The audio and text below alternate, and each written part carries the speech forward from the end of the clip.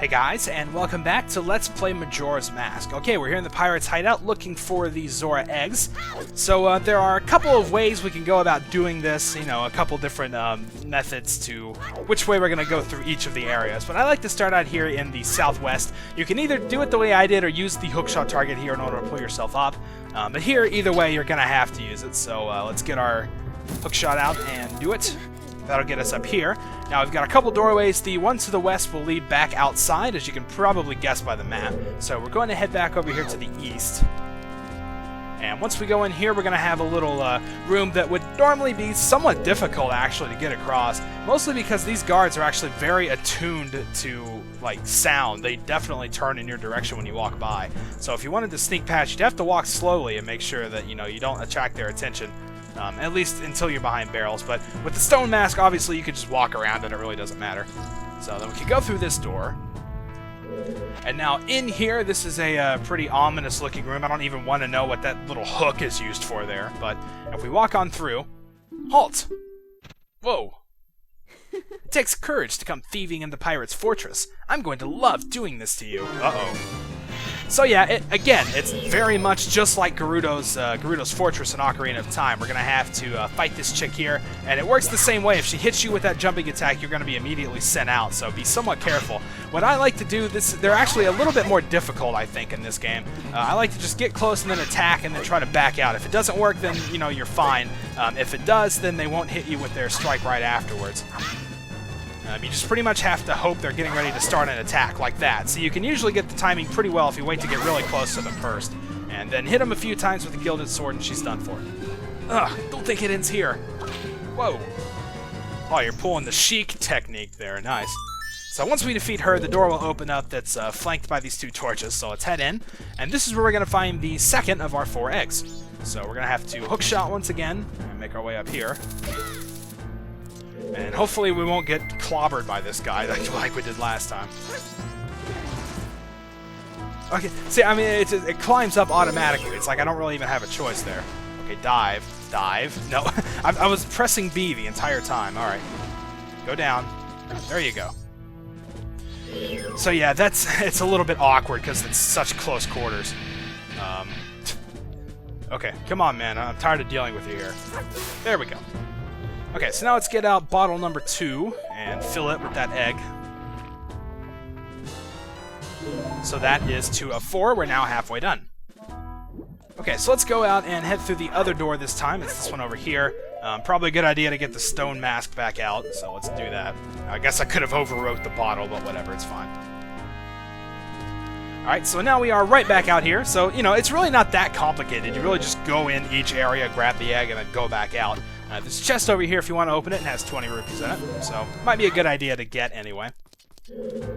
Okay, so now let's head on down and past these 2 here, and we're going to head back over to the northern side this time.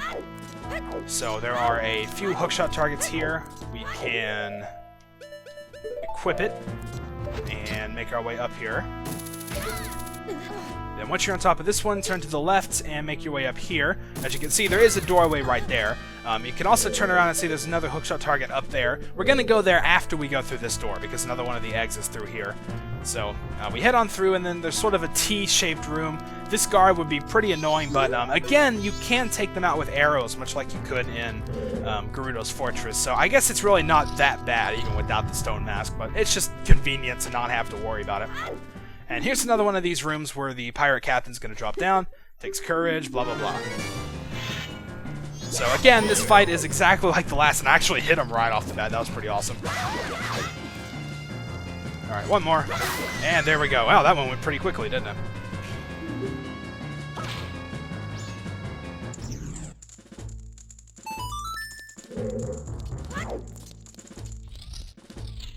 Alright, so we can head on through, and this one, I really don't want to go in that tank. That's creepy to me. Like, I don't know. But anyway, we're gonna have to, so let's get ready for it. If we turn into if we turn into Zora Link and then drop down and pretty much just hold R so you're using the electricity, you'll kill everything in here pretty quickly. I think the big one does actually take like more than one shot with it though, so just make sure it's dead before you lay your guard down. We can open the chest here if we want to get another 20 rupees, which is always good. And then, of course, egg number 3 is in here. So there we go. That is 3 of 4, and we're just about done. So once again, as we head through this door, we can go back to the main area. See, I mean, I told you, there are a lot of different doors around here and places to go, but really it's all kind of interconnected, you know? There's really only 3 main sections you need to worry about going through, and each of those have one of the eggs in them. So every time you collect an egg, the next door will always take you right back out to the main area. So you really shouldn't get too lost in here. As long as you know where you've already been, then it'll be fine. Okay, so now we're going to climb up to the 2nd level again, but this time we're going to turn around and take the 3rd hookshot target up here. And then we can cross this big bridge here. Again, arrows would work if you don't have the stone mask, so that's not too bad. Head in through this door. And now this is a pretty interesting room, which is made very nice by the stone mask. You can pretty much just run in and open this big chest in the middle. You don't need this for anything, but I mean, it would kind of be dumb to pass it up because there's 100 rupees in here, so it's super easy to get. They don't even notice the chest being open. I mean, these have got to be the dumbest guards in existence, but, well, either way, I guess it works out for us. Okay, so now we've got another one. Let's step forward. That's as far as you go. Whoa. How unfortunate. You won't be getting past here. Oh, is that really? It's unfortunate for me, maybe, but not really for you. So even though she does have a different line of dialogue, she's no different than any of her other counterparts, so just get close, and that was a little too slow there, which figures. Ooh, yeah, that's cool. If you do a jump attack, she is really good at avoiding it and then hitting you from the side, so I guess that one did give me a little bit more trouble, but it's still exactly the same, so it's not a big deal. Alright, so she disappears, and in some sort of deja vu, we're going to go through another door flanked by 2 torches, and be taken to another room with the final egg. So like I said, it does seem like it's complicated, but it's really not. I mean, you can see how easy it really is to get around here. Okay, there we go. That one actually worked that time like I wanted it to. Okay, there we go. Now wait for him to open, and punch. Oh man, if you get too close, that happens, which kind of sucks, but... Okay, there we go. So now let's get out bottle number 4 and fill it up with the egg, and with that we are now done with the Pirates Hideout. That is, like I said at the beginning, you really do want to have 4 bottles coming into this, because if you don't, you're going to have to quit in the middle of it and then come all the way back, which is, you know, it's a lot more tedious than it needs to be, but now that we have all 4 eggs and all 4 of our bottles, we are good to go, so we can just get out the ocarina. The good thing is, the Song of Soaring pretty much works anywhere, so you can really just play it, you know, in the middle of a building and everything and still be taken out. So we're going to go all the way back to the Great Big Coast this time.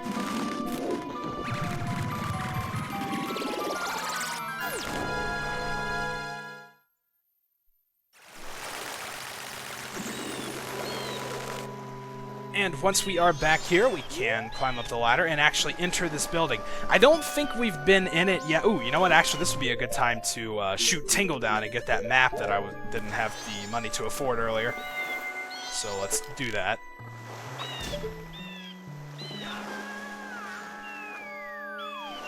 Ooh. Telling you what, he's tougher than Link is. I'm pretty sure Link would have taken damage from that fall. So, okay, let's go ahead and get his dialogue over this. I think after this we won't have to talk to him ever again, because Stone Tower, I believe, is the last map we need to buy. So, we get that, and we should pretty much have all the maps now, so we shouldn't ever have to hear Tingle Tingle Kulu Lampa again. Alright, get out of here, buddy. Okay, so now we can actually enter this building. I don't think we have yet. I honestly don't really remember. The whole dog racing thing pretty much made me erase my memory of last week, but let's see. We can talk to this guy here. Remember, he was also in a lake laboratory in Ocarina of Time in Lake Hylia. They're late. What are those Zoras doing? What is it, boy? Did you also come to watch the Zora eggs hatch? I'm excited about it too, but those important eggs haven't arrived yet. It takes about 1 to 3 days from the time the Zora eggs are laid for them to hatch, but if they aren't kept in this aquarium until then, they may die. The reason for this is that the recent abnormal weather has caused the ocean temperature to rise in this region. Zora eggs are very sensitive to changes in temperature. The only way these eggs can hatch is if they're placed in the aquarium water, which I set aside for them long ago. The Zoras are well aware of this, but they're still late. I wonder if something has happened at Zora Hall. Well, maybe, but the good news is we have some eggs for you. We don't have all 7 of them, but the 4 that we can get right now, we do have. So, let's see. Let's go ahead and just fill up our inventory with the bottles. Just stand over top, and for some reason it's very picky about where you place them. I don't know why. As long as you're over the grating, you should be able to just drop them on in, but, well, apparently they don't want to do that. So now let's just drop in the 3 that we have. There's number 2. And see, the spot doesn't work for the 3rd one. I don't understand why that is, but whatever. Alright, so there's egg number 3, and now we've only got 1 more that we need to drop in there for now.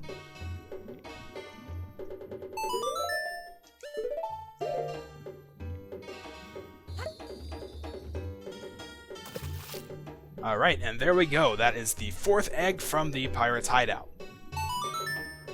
Okay, so now that we've done that, we have pretty much done all that we can do with the Pirates Hideout. You probably won't ever see me going there again. We can also check this tank here for a little bit of a hint. It's a huge fish. I bet that thing could eat a small fish in a single bite. Yeah, so we'll do that later. You get something out of it, but for now we're just gonna head back out. And, well, really the only other thing that is left outstanding right now is that seahorse guy who wanted the picture of the female pirate. We got that for him, and, you know, that's really the only thing we know to do right now, so I guess we can head to shore and take that to him, and see if we can get that seahorse out of its captivity there. Oh, look, Epona's still standing here. Wow, I guess she likes the beach too, huh?